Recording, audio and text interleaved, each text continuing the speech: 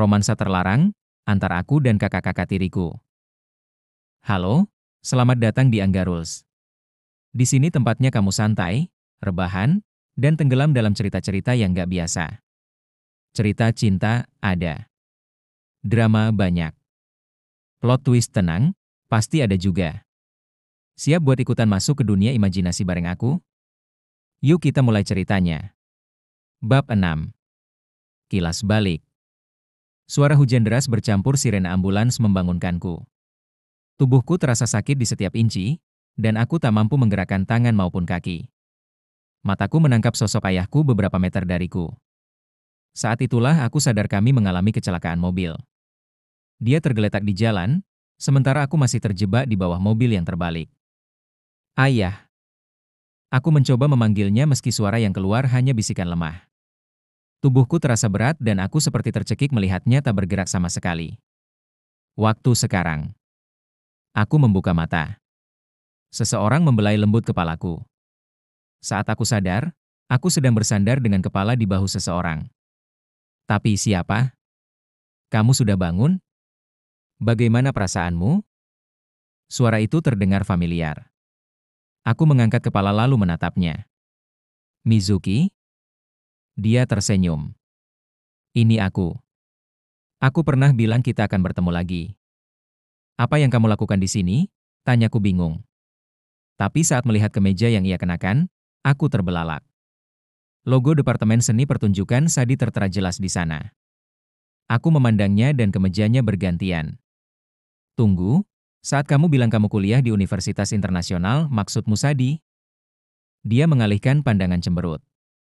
Iya, aku kuliah di sana. Kenapa kamu tidak pernah bilang? Aku berdiri sambil menatapnya penuh tuntutan. Dia tampak terkejut. Aku benar-benar nggak tahu kamu juga akan masuk Sadi. Aku baru tahu waktu ke kampus dan lihat formulir pendaftaranmu. Astaga. Aku spontan berbalik dan mulai berlari menjauh. Aku tidak percaya harus bertemu dengannya sekarang di saat aku belum siap. Aku tahu aku menyukai Mizuki, bahkan sudah mengaku pada Love meski tanpa menyebut namanya. Tapi menghadapi kenyataan ini secara langsung, aku panik. Tunggu Isla. Tangannya mencengkeram lenganku. Aku berhenti tapi aku tak berani menatapnya. Apa kamu menghindariku? Tanyanya. Aku gugup bukan menghindar, hanya belum siap. Tapi bagaimana aku menjelaskannya? Aku cuma. Belum sempat aku menyusun kata, dia menarikku dan memelukku dari belakang. Hangat. Lengan Mizuki memeluk bahuku erat, dan aku bisa merasakan napasnya di sisi kepalaku. Aku sangat merindukanmu, bisiknya. Aku terpaku. Mizuki merindukanku? Kamu masih ingat apa yang aku bilang terakhir kali? Tanyanya. Apa itu? Senang sekali bertemu denganmu. Itu yang kukatakan sebelum meninggalkanmu di hotel. Aku mulai menyadari.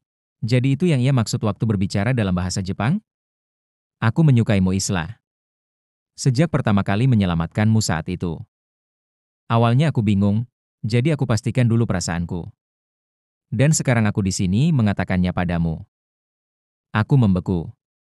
Aku memang menyukainya, tapi aku tidak tahu kalau dia juga memiliki perasaan yang sama.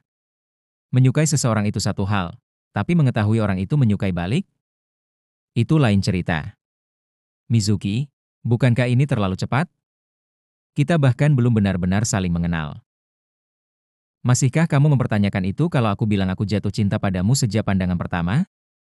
Jatuh cinta, pada pandangan pertama? Dia melepasku, lalu memutarku agar menghadapnya.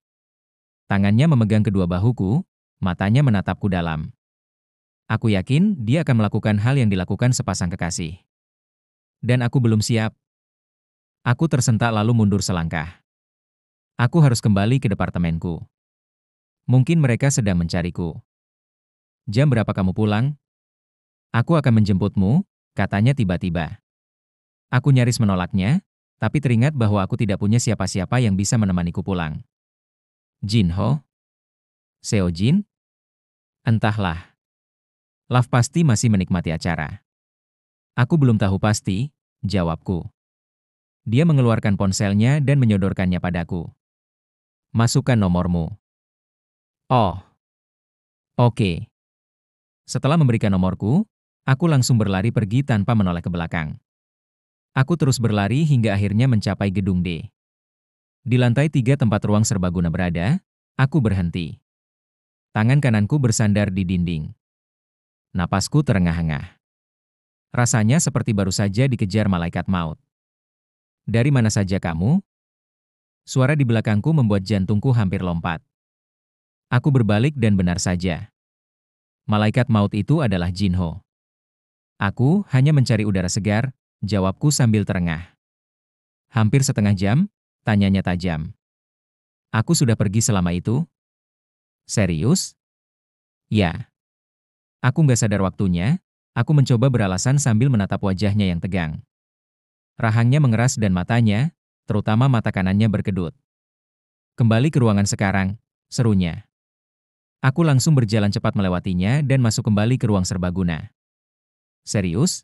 Apa yang terjadi hari ini? Baru 1 hari tapi sudah seperti roller coaster emosi. Aku kembali ke tempat dudukku di antara Nana dan Seojin. Untungnya makan malam belum benar-benar selesai. Kemana saja kamu? Bisik Seojin tiba-tiba. Aku ke toilet, jawabku cepat. Selama 30 menit? Ugh. Lagi-lagi kalimat itu. Aku juga sempat keluar sebentar cari udara segar, kataku canggung. Seojin mengangguk lalu mulai membagi makanan. Akhirnya semua mulai makan. Aku menatap piringku, mie hitam dengan saus kental. Lalu kotak-kotak ayam goreng aneka rasa. Harum sekali, tapi aku terlalu malu untuk mulai makan. Isla? Seojin menatapku. Kau nggak makan? Aku berbisik ke telinganya. Aku nggak tahu rasanya kayak gimana. Takutnya aku nggak suka dan malah bikin ribut. Dia mengangguk. Terus kamu mau makan apa? Aku melirik ke arah hidangan tengah.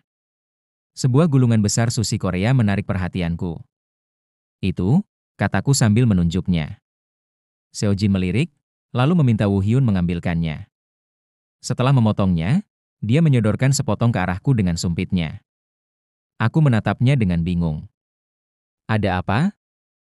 Aa. Dia menyodorkan makanan ke arahku, membuka mulut seolah memberi isyarat. Tunggu. Apa dia mau menyuapiku? Tapi, kita sedang di depan para senior. Apa yang dia pikirkan? Aa. Ulangnya masih menatapku. Ayo, tanganku sudah mulai pegal. Semua orang di sekitar kami memperhatikan, jadi aku cepat-cepat menyambar makanan itu dan memasukkannya ke dalam mulut sebelum mengalihkan pandangan dari Seojin. Oh, ada apa ini? Kalian tiba-tiba terlihat begitu dekat, goda Nana dengan suara menggoda. Serius? Tepat di depan jajang Myeonku Seojin, keluh Woo Hyun lemas. Oh ya? Seru Myungsu tanpa antusias. Kok kamu tahu meme itu? Woo Hyun menatapnya bingung. Aku sering lihat di feed Facebookku. Kenapa? Kamu tahu nggak artinya apa? Tanya Myungsu sambil mulai tertawa disusul oleh Nana. Jinho dan Seojin tetap tenang, melanjutkan makan tanpa ekspresi. Sementara aku ikut tertawa, lebih karena canggung. Apa yang kalian tertawakan sih? Tanya Woo Hyun penasaran. Karena Myungsu terus cekikikan, akhirnya Nana yang menjawab. Woo Hyun, kamu harus lebih hati-hati pakai meme di dunia nyata. Meme yang kamu sebut itu asalnya dari situs dewasa. Apa? Seru Woo Hyun terkejut. Semua langsung tertawa kecuali Jinho yang tetap datar. Seojin ikut tertawa kecil, sementara aku menahan tawa malu. Setelah makan malam, para senior mengusulkan permainan untuk meningkatkan keakraban, permainan zombie. 5 mahasiswa baru menjadi warga sipil, dan 5 senior berperan sebagai zombie. Zombie akan ditutup matanya, dan warga sipil harus menghindari mereka selama 5 menit. Kalau tertangkap, permainan selesai. Yang bertahan sampai akhir akan menang. Baik. Harusnya hanya 1 zombie dan 1 warga sipil per tim, jadi pastikan kamu benar-benar memegang siapapun yang berhasil kamu tangkap, kata Woo Hyun semangat. Pemenangnya dapat hadiah. Semua bersorak senang. Sebagai mahasiswa baru, aku otomatis ikut. Padahal aku nggak terlalu ingin ikut bermain. Aku melirik ke arah senior. Mereka sudah memakai penutup mata. Aku heran, Seojin dan Jinho ikut juga, Kukira mereka nggak akan tertarik, terutama Jinho yang selalu terlihat angkuh. Begitu permainan dimulai, aku mencoba bergerak diam-diam menghindari zombie. Aku cukup lihai, mungkin karena kebiasaanku sebagai si penyendiri. 3 menit berlalu, dan 3 warga sipil sudah tertangkap. Nana, Woo Hyun, dan Myung-soo. Tinggal aku dan 1 mahasiswa baru lainnya. Tapi dia malah terus mengikutiku. Bisik-bisik bilang kita sebaiknya tetap bersama. Aku ragu, tapi akhirnya setuju. Kami bergerak bersamaan. Tapi aku tersandung, kakinya mengenai kakiku. Aku jatuh, dan langsung tertangkap. Semua bersorak. Ternyata aku tertangkap. Saat aku membuka mata, aku melihat siapa yang menangkapku, Jinho. Dia memelukku dari sisi kanan. Ekspresinya datar, tapi matanya terlihat bangga. Kurasa kamu bakal jago di permainan seperti ini, katanya pelan, hanya cukup terdengar olehku. Aku jatuh karena kaki orang itu, balasku kesal. Jadi kamu menyalahkan orang lain atas nasibmu? Tanyanya tajam. Aku mencoba melepaskan diri dari pelukannya, tapi dia malah memelukku lebih erat. Aku terkejut. Apa yang kamu lakukan? Bisikku. Aku menahanmu. Dia tak menatapku. Kau kira aku akan membiarkanmu lolos dan menang? Aku mendesah. Aku nggak percaya kamu melanggar aturanmu sendiri. Tak ada yang tahu kita saling kenal secara pribadi hanya karena permainan ini, jawabnya santai. Tapi tetap saja. Dia menatapku tajam. Jadi kamu lebih suka dipeluk pria lain daripada saudara tirimu sendiri? Apa? Aku menatapnya dengan syok. Saudara tiri? Apa maksudnya? Apa dia serius? Apa dia mabuk? Kami terus saling menatap, aku masih berusaha mencerna maksud perkataannya. Tapi kemudian sorakan ramai membuat kami teralihkan.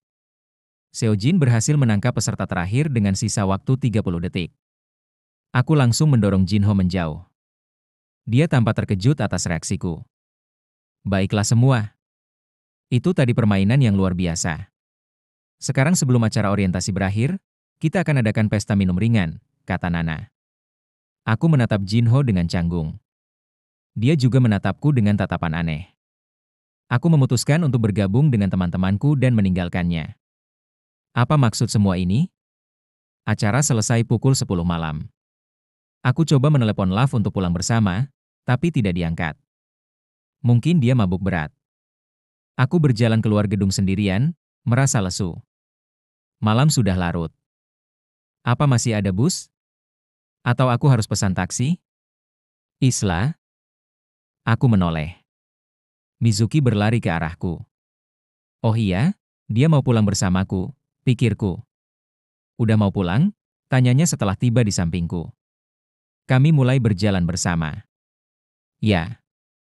Besok hari pertama kuliah, jadi harus cepat pulang dan istirahat. Kamu kelihatan capek banget, katanya. Aku tersenyum kecil. Kami berjalan dalam diam sampai tiba di halte bus. Beberapa mahasiswa lain juga menunggu. Jadi suasananya tak terlalu menakutkan. Ngomong-ngomong, kamu udah lebih baik? Aku khawatir soal yang tadi, soal Trai, ucap Mizuki tiba-tiba. Bajingan itu. Aku mendadak teringat kejadian tadi, betapa mengerikannya saat Trai mencekikku. Rasanya nyaris mati. Aku mengusap leherku pelan, kepalaku tertunduk. Aku baik-baik saja, tapi aku nggak yakin apa yang akan terjadi setelah ini. Tenang saja. Besok aku akan laporkan dia. Dia harus bertanggung jawab. Aku menatapnya dan tersenyum. Terima kasih Mizuki. Kamu penyelamatku.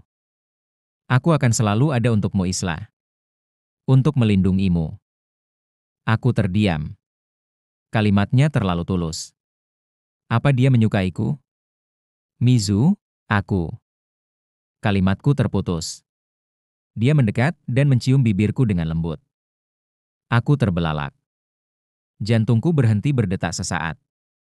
Tapi sebelum aku sempat membalas atau mendorongnya. Bug! Seseorang menarik Mizuki dan memukul wajahnya keras. Aku menutup mulut karena terkejut. Apa yang barusan terjadi?